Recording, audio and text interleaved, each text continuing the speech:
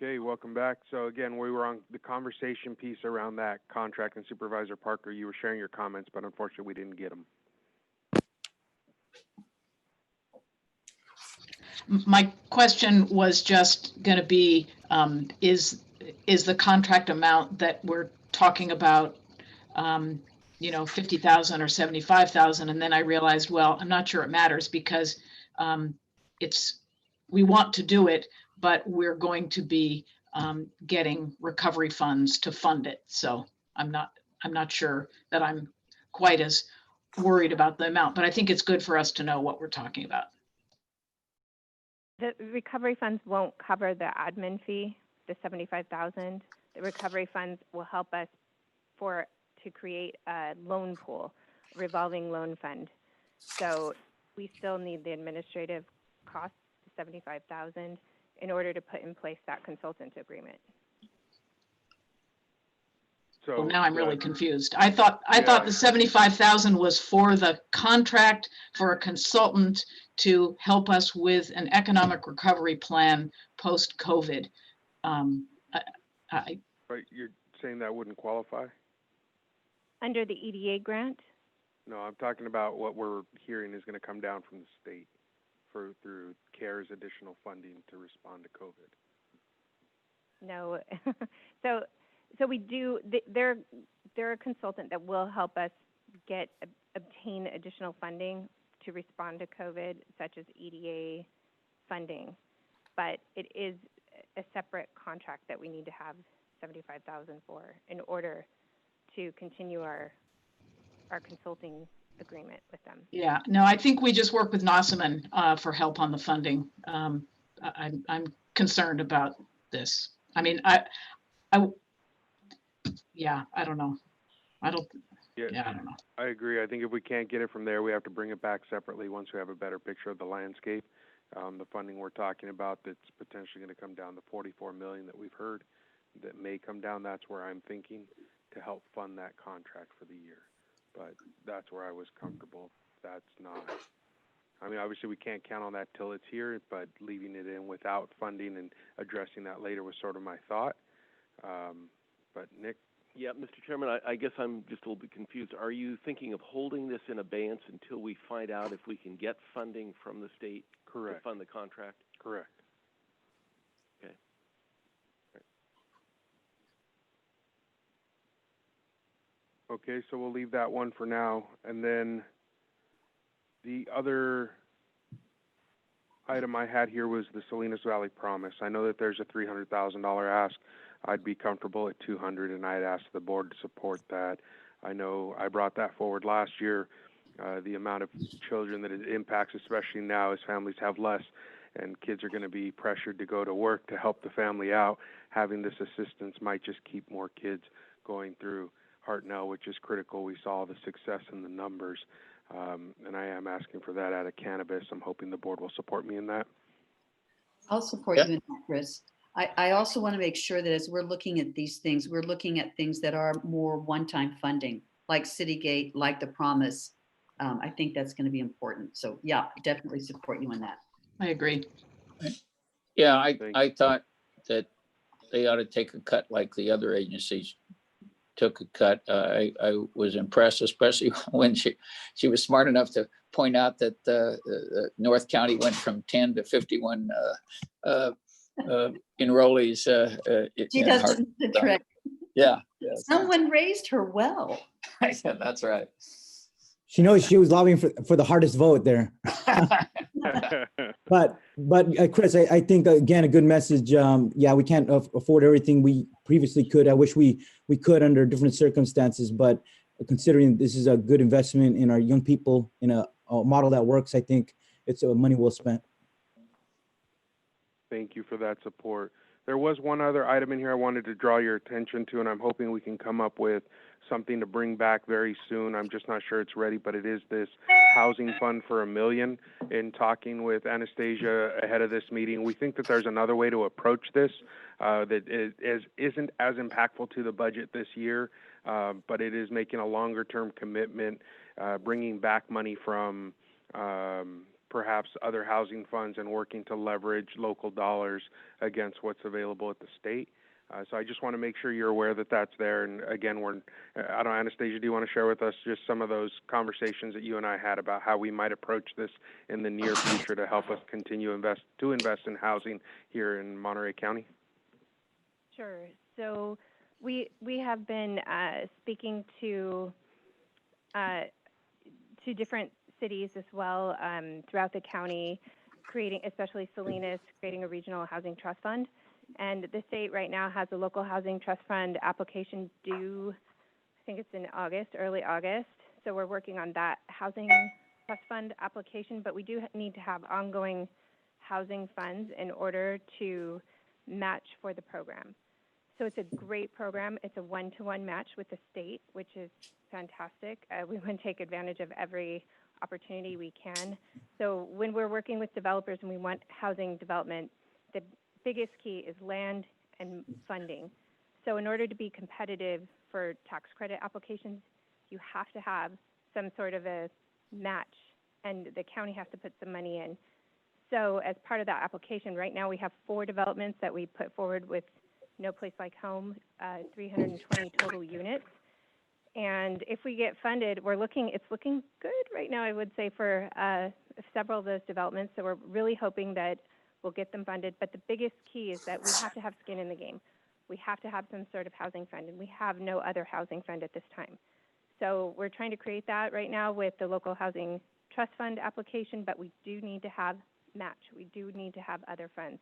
We're also working with MBEP to try to redirect their housing trust fund, and they're willing to redirect it into a match for this application, but we have to come up with at least $750,000, and we have to show 5 years of funding allocation. So if we were to do $1 million now, it could be $200,000 over the next 5 years in order for us to be competitive in the application. We also there's a permanent local housing application for housing that we could use some of those funds as well. I'm working on that application too. So that also could help us match some more additional funds. So I'm trying to pull it all together, but we do need to have some local funds to So add. let me just be sure that I understand. So it would be 200,000 for an extension of 5 years, correct? So only 200,000 out of this year's budget? That's Yes. correct? Yes. Okay, and then can you tell me, is there anything duplicative between what you're proposing and MBEP? No, MBEP's fund hasn't really worked for us quite yet because it's more short-term funding. It's kind of just to get the project rolling, whether you need to start, you need to purchase land but you have to pay it back within 3 years. That doesn't help us on the tax credit applications. That's where you build larger multifamily developments. For that, we need this more long-term financing, which is what this would help us with. So redirecting the funds into the long-term financing that can be a match for the tax credit application. Okay, thank you. Yeah. So, Chris, I just Supervisor got Parker, I see. Yeah, Supervisor Alejo, go ahead. a quick question just on that point, because Anastasia's there. Just what about the 500,000 we contributed, I think, 3 years ago? And have any projects in Monterey County benefited from that housing trust fund under MBEP? Because it seems like if we gave resources, we should have seen some work product by now. But I haven't heard anything. Yeah, at this time, no. There is a project that they want to hold 100,000 in. It's in, I believe, King City with Chispa. So they want to hold 100,000. I think they want to. Chispa wants to purchase land in King City to build affordable housing. So that is one project right now that they would want to hold. There have been administrative fees. I think, I can't remember exactly the amount, but maybe about 50,000 in administrative fees. So that would leave us about 350,000 into being able to utilize it for a match for the local housing trust fund. So we would redirect it. Like I said, I've been having negotiations with MBEP. They're very willing to redirect it since it hasn't provided us what we want. And we do have projects. One of the big questions on the grant for the state, both the PLHA and the Local Housing Trust Fund, is that we do have projects in line, and we do. So that's a good thing. So those funds we'll be able to quickly, we won't have enough. I can tell you every housing developer is very supportive of this because we need to have the funds. That's the first thing they ask us. Right, so that's why I was just pointing that maybe looking at the housing trust fund model, but doing it differently through the county would have better results than the one MBIP tried. If the financing and the timelines don't work for most developers, I think we should take it upon us to try to find a model that works better for the county than helping get off the ground. Thank you. And I just want to say really quick that it's really weaving several state programs together. All of this housing, you have to, right now the state's giving us all these opportunities, and I really see these two programs, I have to weave them together to come up with a match. But I think we can, with some county funding, with the local housing trust fund, with the PLHA, we're really going to weave together something big that's going to start our housing development. So, Supervisor Parker. Thank you, Mr. Chair. Yes, I agree with some of the comments that are and questions that are being raised. So it seems to me that we want to definitely give direction that you continue to work on this. It makes total sense. I think that if we can use the 350,000 remaining of our 500,000 that we gave to MBEP, if they can redirect that and that becomes part of our commitment, that's great. So then that reduces our further need for money to 650,000, right? If we need to put up $1 million, does it have to be from the county? I guess I'm thinking, can we go forward with putting in the 350,000 from the MBEP fund and have you and the city of Salinas and us, all be, and MBEP be talking about where the remaining money is going to come from? So that's one question. And then this brings up the issue. I think maybe we haven't, in the recommended budget, we don't have our membership to MBEP, which I think we should have because they're a real partner on this. And then a second comment is that we probably need to have in the next couple of months a report from your office about, because some of the things that we're looking at in this budget are funding sort of a continuum of homelessness to housing.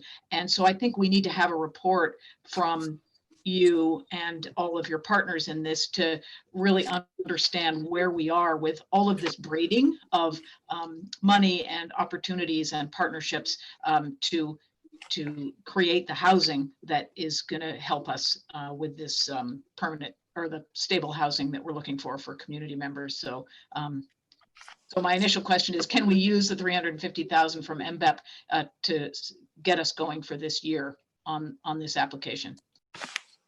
We do need 750,000 just to be competitive. So I think we definitely need to have the commitment right now. And we need to have a 5-year commitment.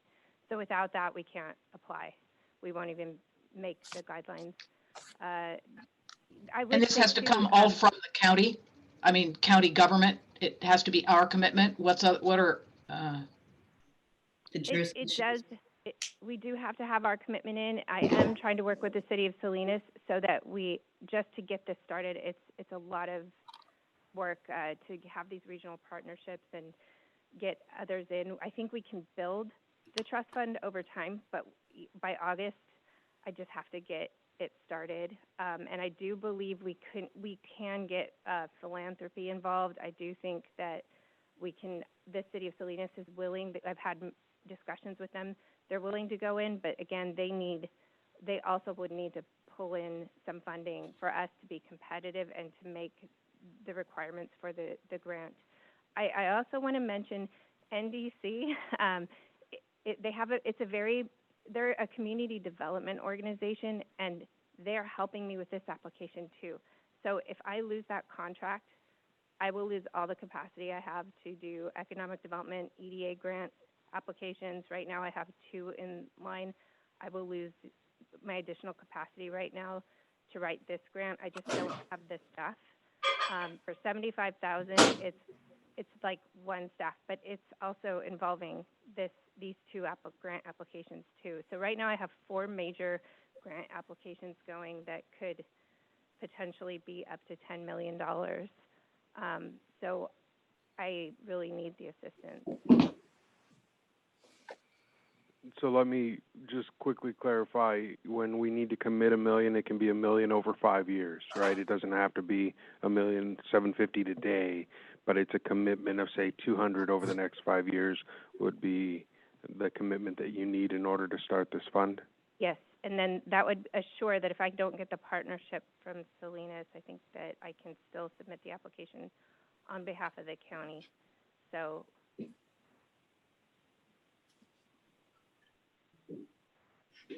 I'm good with that. Yeah, I'm good with that as well, but I still have a question about the Monterey Bay, the MBEP membership.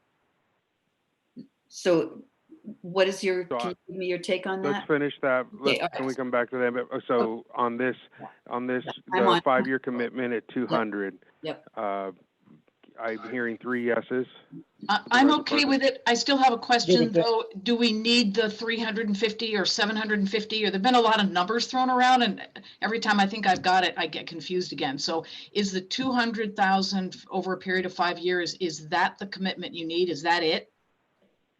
Or do you need this another 750 from somewhere?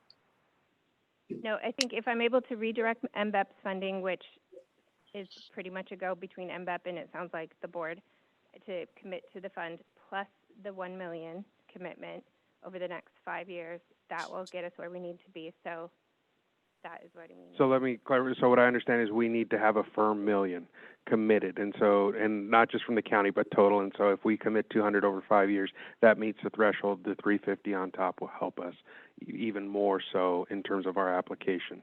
But 200 a year over 5 years will meet our $1 million threshold. I'm good with that. Me too. Okay, so you've got that commitment. Then the question of the support in order to get it done is that 71,000 that we're back to 75 with NDC. Is the board okay with that in light of the fact that it's going to be leveraged to over 10 million? We're hoping in terms of what's happening now, especially with this housing fund. Yeah, I was impressed with those people. So Count me in. Okay. Yes. And I hear- promise I'll look for funding to try to Offset. cover as much admin as possible. Thank you. So, So- I'm hearing yeses there. yeah, Okay. And now- heck of a now let's go- salesperson. Now let's go to MBEP. Supervisor Adams and Parker both raised it, but Supervisor Adams, you're unmuted, so I'm going to go with you. Oh, okay. I just wanted to know, I believe that they have potential. And I want to ensure that we stay at the table with that group. And there's certainly willingness to help us with the program that Anastasia has just brought forward. I think it's a good kind of a partnership. But I'm unclear how much the membership would be for this year. I thought it was 10,000 a year. Yeah, it's 10,000. That's their annual membership fee. And I will say I work on several working groups. One is the farm worker housing study. Right now we're working on a rental assistance group that they're convening. Great players. Everybody's brought to is on the table, in the room and in Zoom calls right now. At the table. So we're really they are I believe helping us and we're getting our value there. So I would recommend that we fund that membership with $10,000. Agreed. Yes. Okay, thank you. We're partners in it. You got 5 yes. Thank you. Okay. So I want to clarify, those requests were from cannabis, correct? To give direction to staff clearly on where we anticipate the dollars coming. I don't know. I think we're gonna have to figure that out at the end. Yeah, I think Dwayne's I hope he's keeping track of all of this. I don't know how you can, but we'll need to know that at the end. Yeah, how much is from contingency and how much is from cannabis? We'll need to go And through that. Dwayne, an additional question along those lines, other than the money that we're talking about now, has there been other cannabis dollars put into the budget that we may not even be seeing? So the only cannabis dollars in the budgets are the monies that were ongoing that were allocated for general county program. Yeah. There's the money that we had in the presentation, which was, we'll get to later, which was the Department of Child Support Services for those 5 positions, for the elections, which we talked about a little bit earlier, you guys talked about a little bit earlier, and then the civil rights training. That was it. And just for general kind of information, if generally there's 2 major sources of funds, or 2 sources of funds here. One is the cannabis, which is one time, and also contingencies, which is one time. And then remember, we have the CalCap that we're recommending to reduce TOT further by. Those would be 3 sources. Generally, I'm going to be notating contingencies. So if you want to use the cannabis assignment, I would appreciate if you specifically give direction during the conversation that it's cannabis, as the chair just was talking about. That way I'll notate that also, and then I know right away. But for the most part, unless it seems very clear to me that it's cannabis, I'll be going to contingencies as a first source. Can you tell me if we have approached the $5 million mark? No, you have not yet. I wish I could say that to scare everyone, but I can't. You're not even close to 5 million at this point. Oh, we'll get there. I don't know And then- about that. Thank you. On that note, I'll ask, is there anybody else with questions or direction on 1050? You know, I do. Unfortunately, I do have a couple more questions, and these are for Dwayne directly. And it goes back to Laguna Seca. I just have some questions that I'm just so worried because they've been hamstrung so much by having the track closed and all of the issues surrounding COVID for this first year when we're really trying to make a difference and make a shift. I'm just very concerned about our progress there. But with that in mind, as I'm looking at the investments that we're talking about putting in, including the 2 staff people for finance, is that something that we may be able to pull back on a little bit if the income is not being generated because the events aren't happening? Do they actually need the additional staffing at this point? So we obviously will be very conservative when we fill those positions. I think one of them is for sure required. The other one depends on the volume of work. We're not going out directly, and we'll manage it as a business. As we see one of the positions is core. We've got to have somebody there to, do reports and keep track and do the accounting to make sure we understand how to run the business. The other position is more supportive, but we've also leveraged staff here at the county that does other work. So we're leverage that as much as possible. So without a doubt, just because we have positions, just like any business, doesn't mean we're going to run out and fill them. If we don't have to fill them, we're not going to. But we're going to do one right away, and then we'll hold off on the other one until we get the one up and running. And yes, indeed, Laguna Seca is just like all of our community business partners out there. We're, running a business that we've shut down and all of our revenue ended, but the expenses don't. So, we feel it just like the community does. So it is a tough year for us, but it doesn't help the finances, but we're not alone. And with what about some of the capital projects that we've got planned for out there? I think it's about 1.8 million planned for capital projects for this budget year. Yes. So the only project that we have the 1.8 million there. The one project that is a critical project for us is to drill a new well. We have 2 well redundancy, which is required. We had 2 wells, but 1 well is pulling sand. So we're in the middle of drilling a well, so we have redundant water. Having said that, we've really halted any major capital projects. We're doing small maintenance type projects, but we don't have any large capital projects that are not mission critical. We've got a few paving projects around the track to keep it, steady, but we've halted the track repaving. Yeah, no overlay. That's on hold. We've really scaled back what really needs to be done. So with that 1.8 million, then will that come down significantly if we're just looking at general maintenance plus the well? It will. We will probably need the full 1.8 million for the well and general maintenance throughout this year. The COVID really put a damper on the business revenue stream without a doubt. you know, we don't know if we'll be able to open even any events in the coming months. And if that's the case, you know, not only will it have an impact on Laguna Seca business stream and the future ability to do projects out there, but it also has an impact on our regional economy because that facility feeds a lot of our tourist and hospitality industry. And if we're not able to do that because of the restrictions, I mean, it's a ripple effect. But without a doubt, I'm not, by no means am I saying things are good. Things are very, very tough on us. Yeah, no, I totally accept and understand that. I just don't want us to turn into another Nacimiento or San Antonio. I don't think that that can happen. I honestly, in the middle of this budget, I really want to say something positive. And that is, I wish my colleagues had been able to be out at Laguna Seca this weekend to see the high school graduations. It was one of the most uplifting events you could ever imagine. All of the parents, all of the kids were so stoked to be at Laguna Seca.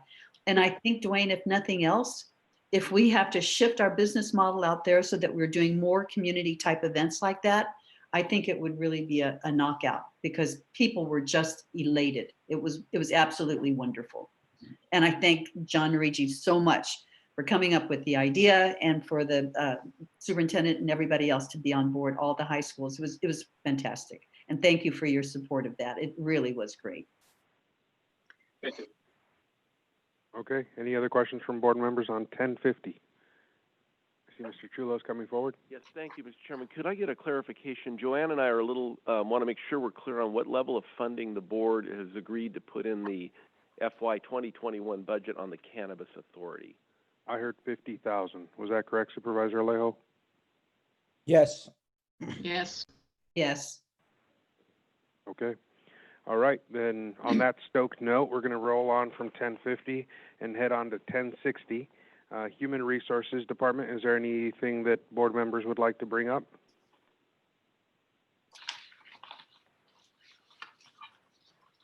Seeing and hearing no hands, we'll go into 1080, Civil Rights Office. Hearing and seeing none, Auditor Controller Departmental. Seeing and hearing none, we will go into Auditor Controller Non-Departmental. Treasurer Tax Collector. Assessor County Clerk Recorder. Clerk of the Board. Elections. So obviously there was a question here on elections. Board members with thoughts. Well, I just had, I think we just have to look at this closely. I think Claudio Valenzuela is asking for this budget with a lot of unknowns, but he had reassured us that if he doesn't use all that money, that it'll come back. And I know he's in the past, he has a record of being judicious on spending money. So that makes me feel comfortable with that. But he has to plan for whatever scenario comes November, and that's unknown at this point, as he mentioned previously. But this election is critical, so we want to make sure we do it right in Monterey County as best as possible. Give him more. Circumstances. Yeah, I approve Okay, that. so I hear 2 in support. I'm good. 3, Supervisor Phillips, good? Nope. I'm good. Never mind. Okay, and I'm good with that, so that's the approval for the elections. Any other questions on elections? Hearing none, we'll go into 1930, Information Technology. Questions or concerns, thoughts? Hearing none, we'll go into 1520, Emergency Communications. No hands up. 22, Child Support Services. Mr. Chair, here there was an issue, but I think the director of child support is now clarified. I know he had some family medical emergencies that he was attending to during our budget meeting, but these were just 5 positions he was asking for because I guess the funding from the state was uncertain for these positions.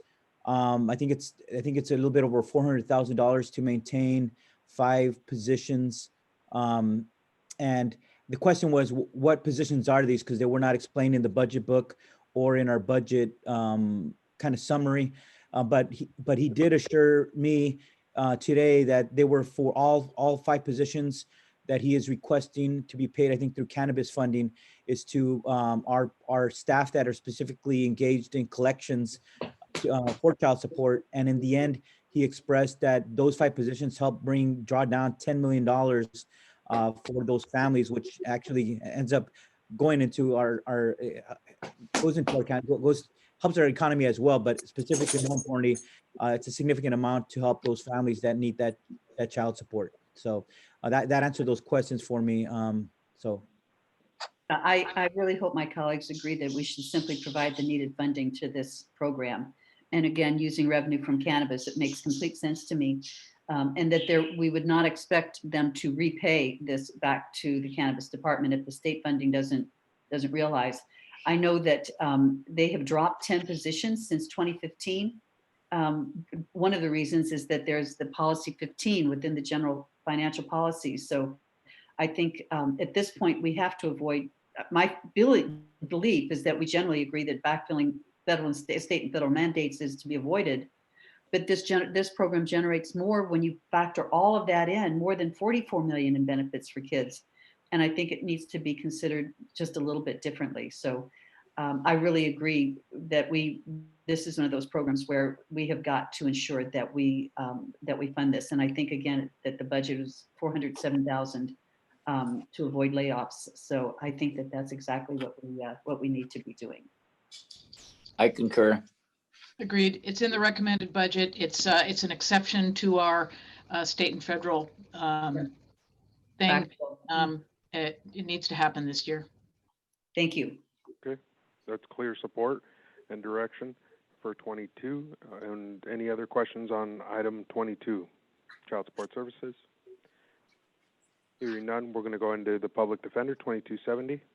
Comments, questions? Hearing none, 2550, probation. Supervisor Alejo, I saw your hand go up. yes, this is just the big question on our ongoing financial challenges with our new juvenile hall. We raised this also in budget, which was, and I think maybe the director of probation, our chief of probation, could just elaborate and provide some clarity on our plan for phase 2 and trying to cut costs and working with the BSCC, the State Board of Community Corrections, on potentially downsizing the project to alleviate significant costs in the months ahead for this project. And I know there was some discussions last Friday during the budget, but I don't know if he has anything new to report, but also to provide that report to the full board in the hearing. Mr. Keating?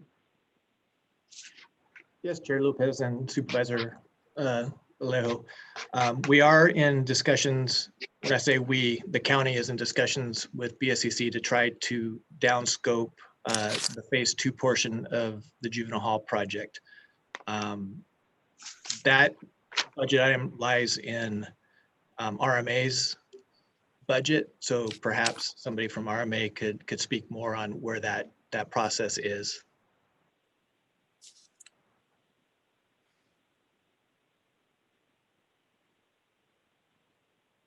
Mr. Holmes getting pulled over as we speak. Mr. Holmes. Thank you. Just got added and unmuted. So, as Chief Keating just mentioned, we've put forward information to the state BSCC and CDCR. 2 agencies are involved. We'll be coming to the full board on June 9th with a report relative to consideration for revising the scope of the juvenile hall project.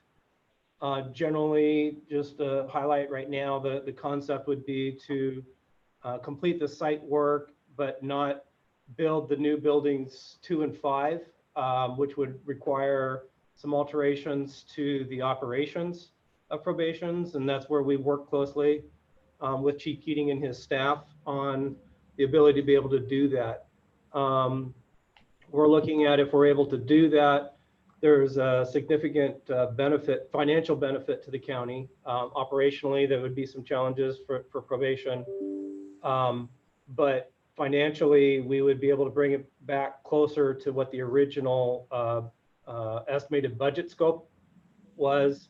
but still have the site completed. And then if at some point funding is made available, it's still would be in a manner that could facilitate completing the project, what was now considered phase 2.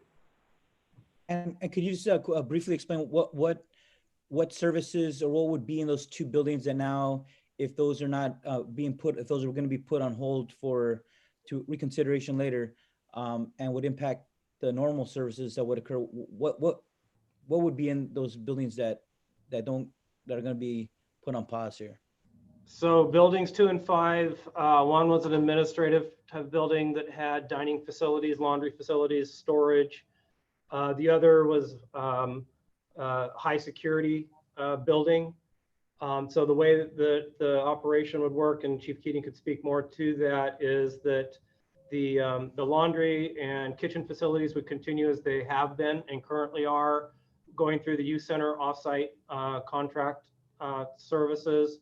And the high security would utilize one of the dorms that are there. There's buildings 1B, 1A, 1B, and building 7. And then using whatever number of high security beds are needed, utilizing one of those buildings or wings as needed. Okay, thank you for that. So Supervisor Lopez, or Supervisor Alejo, one more thing to add: if this project is descoped as discussed, it would effectively change our rated capacity from 120 bed facility to 80 beds. Right. And what's our census currently at? How many youth we got in the juvenile hall today? Today we have 22. Got it. So if those numbers stay that way, it could work at least in the short term, unless the numbers go up significantly. Yeah, I looked over our past 5 years. We've averaged about 51 average daily population. Great, thank you, sir. Okay, any additional questions on item 24, which is 2550 probation? Seeing none, we'll keep going into land use.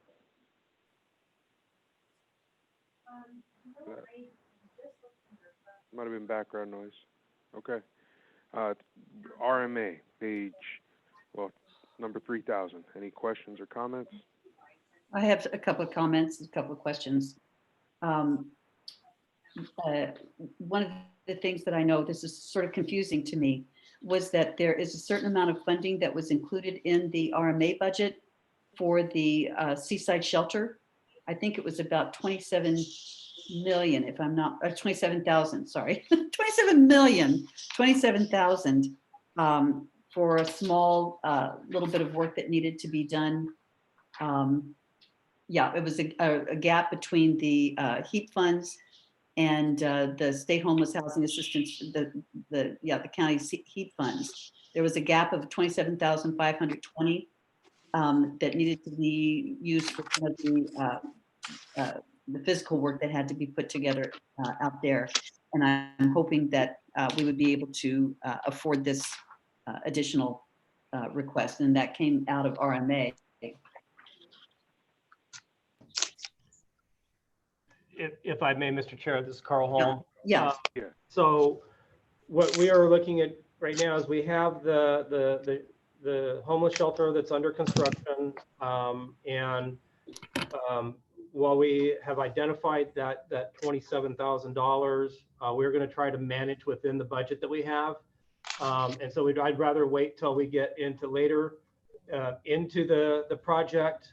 I don't know that we need to be concerned with that right now. We have the project, we have contingency, and I think we can try to manage that and make that up along the way if we can. Okay, that's always good news.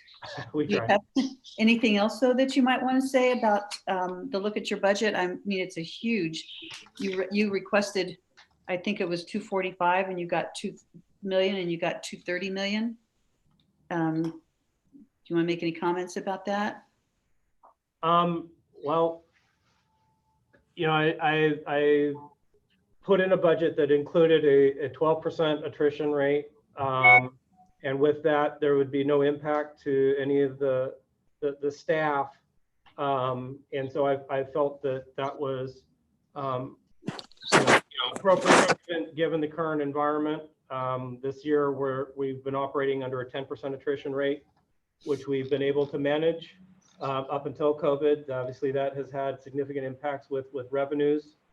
I think at this point, I'm satisfied not having any staffing impacts. It's really more a matter of the augmentations that RMA submitted as far as the projects that the board would want to consider relative to RMA's assignments. I don't know if there's anything more you want me to say on that at this point, but I just want to make sure I know what those augmentations, if you have those prioritized. well, I think, maybe, there may be some questions relative, we've been working on the Carmel River and the lagoon, and there's about $320,000, an augmentation for about $320,000 to finish the EIR for the EPB and scenic road structure. There's a Salinas Valley Basin study that we're in the latter stages, well, the last stage actually of the study under the settlement agreement, and that we put in an augmentation for about $260,000 to finish. We did not put anything in. I did not ask for anything in the budget hearing relative to the reservoirs, the lakes at this juncture, because I recognize that we still need to bring a plan back to the board. And so we're looking at trying to finish that plan up, looking at what the baseline costs are, and be able to have a specific conversation about the lakes. It's a bigger conversation that I think still needs to be had. I think one area that, we were asked for a supplement for plan check. Right. $100,000 for outside technical support. But again, with COVID, with the slowdown, and I don't know that it's going to speed up, we've been able to catch up. So okay. I didn't put forward a request at the budget hearing because I don't know where things are going to go from the permit process perspective.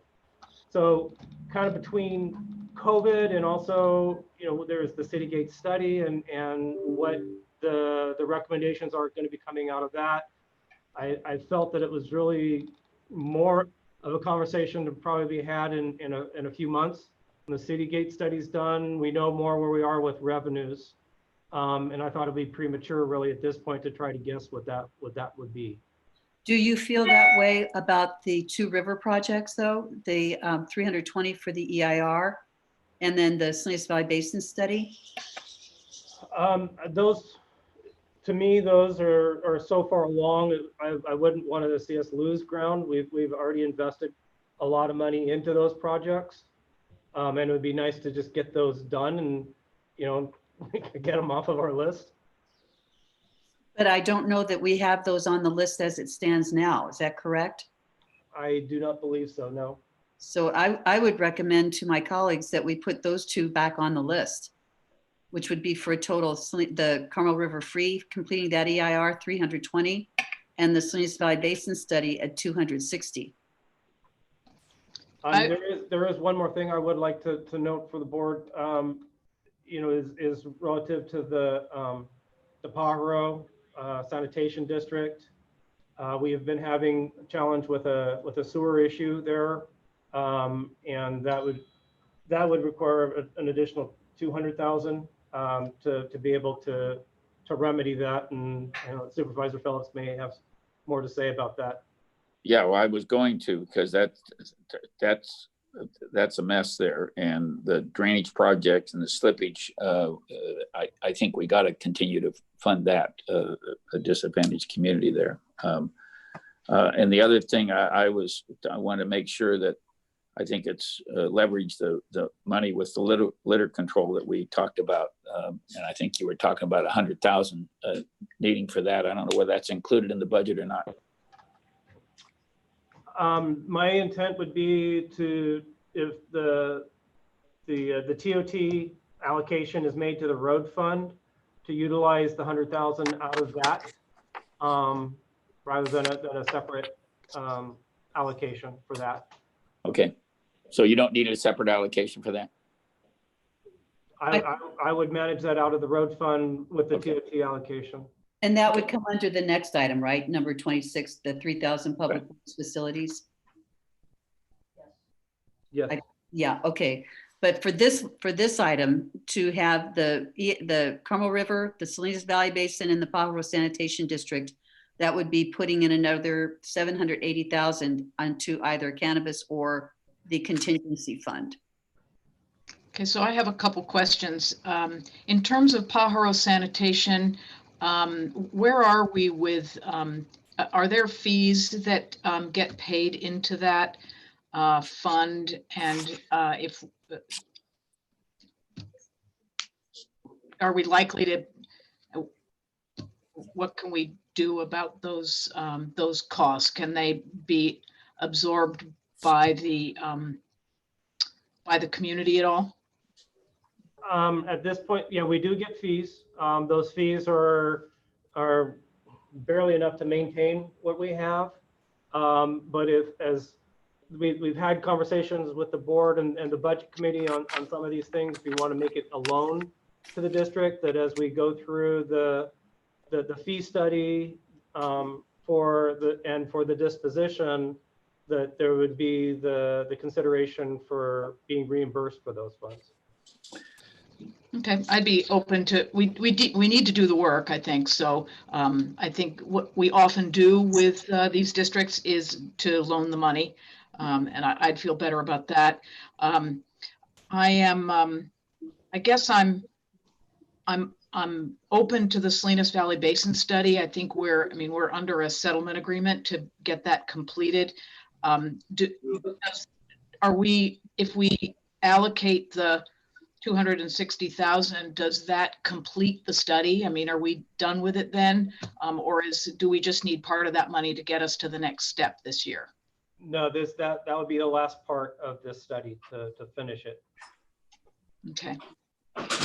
Yes, I might consider that. The Carmel Lagoon, this is not Carmel free. This is the protection barrier. I'm sorry. The state doesn't like it. I wouldn't want to spend our precious money on that. But the other two I'm okay with. I agree with Jane. On the Pajaro, that's similar to what we had to do down in the Chular district down there. So I'm good with those recommendations. I think a couple issues I want to bring up. Obviously, that the issue of the lakes is one that concerns me very much so, having gone a full year waiting for a report and it bouncing back and forth. So I would like to see that come forward as soon as possible. There's one other thing that's not in this budget that an augmentation wasn't requested for, but it is something that I'm hoping that we can prioritize in light of the fact that we need to take care of our communities and make sure that it's done in an equitable fashion. And that is the road conditions and street conditions. And by that, I mean sidewalks in our communities of San Nardo, San Lucas, as well as Las Lomas up in North County. I know we talk about it every time we get a project list, and it just never ends up on the list. I did last week ask Randy Ishii of Public Works to send over road condition grade for the communities of San Nardo, San Lucas, and they were just bright red, which was, in failure.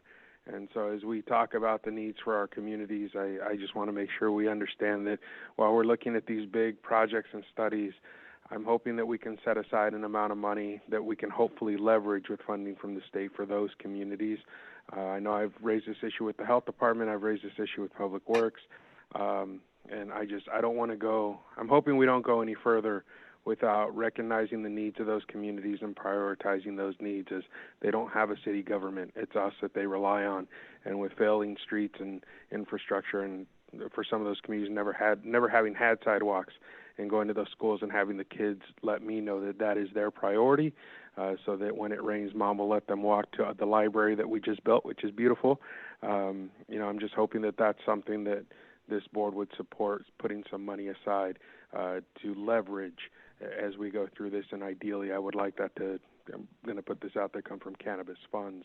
It's a How one-time much are you spend. asking for? I'm thinking $750,000 as a That's- set aside to leverage. Mr. Chair, if I may. That's 3 communities.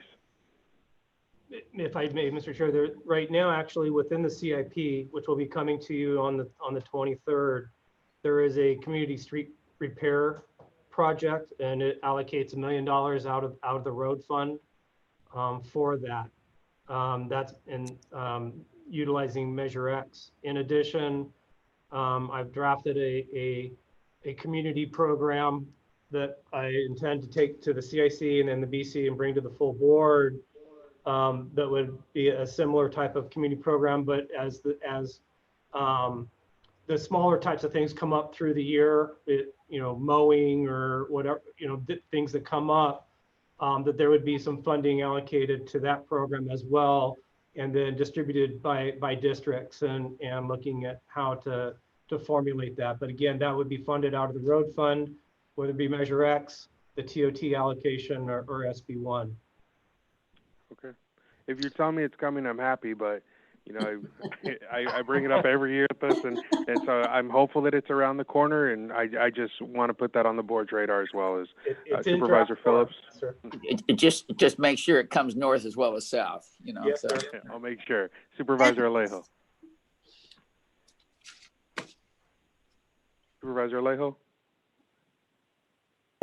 Yes, Mr. Chair, that was something that we had raised previously, and I just hadn't seen anything come from the Capital Committee or our Budget Committee regarding any plan for equitable address for the needs of these vulnerable communities. And I too have not only mentioned supporting you in San Ardo, San Lucas, even Castroville, whose some of the roads are in fairly bad shape.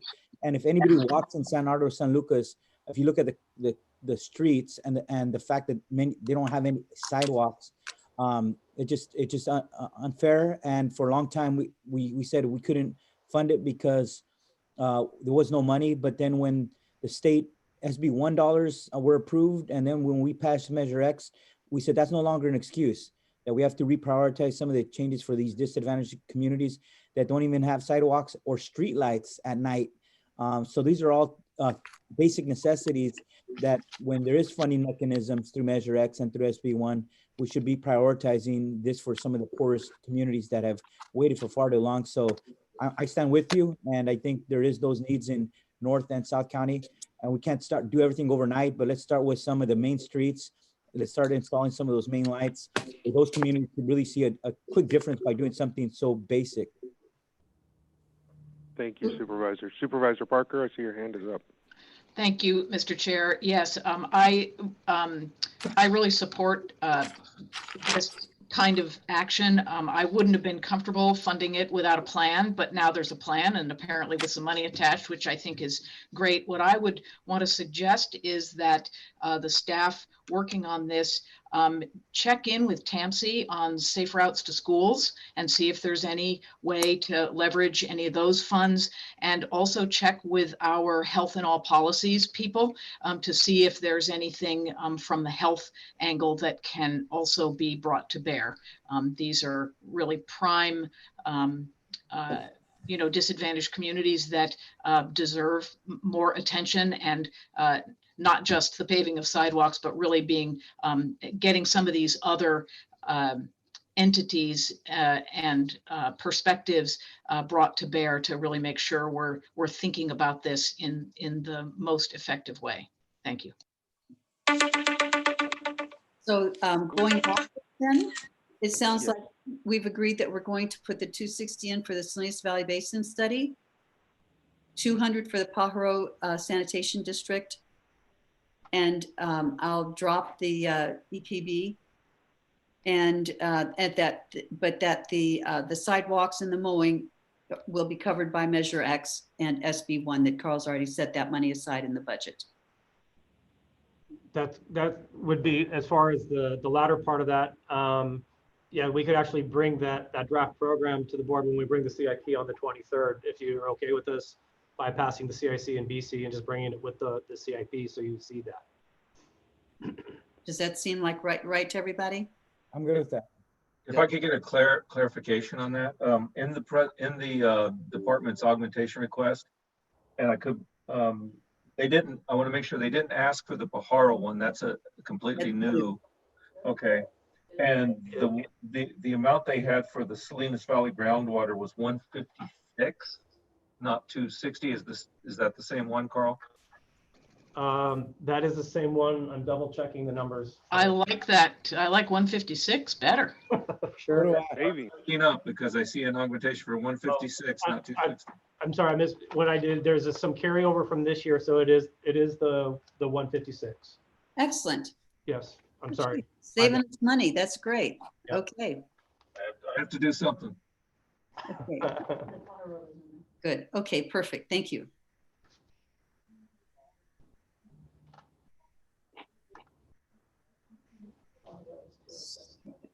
All right. So, Mr. Woods, any other questions on this in terms of direction? Okay. I saw your old school hand up in the middle of that conversation, so I just wanted to make sure. Yeah, I can't find the raise hand feature today for some strange reason. Any other questions on RMA from members of the board? Seeing no hands going up, we'll go to the library. So, I'm sorry, We're Supervisor. getting the delay again. Yeah, looking. So I'm going to jump to library and see if anybody has questions on library. Should we again log in and log out? Can you hear me? Yes, we could hear Okay. those who We're are going on. to take a Zoom. 5-minute tech break. Log in, log out. We'll be right back. Oh, okay.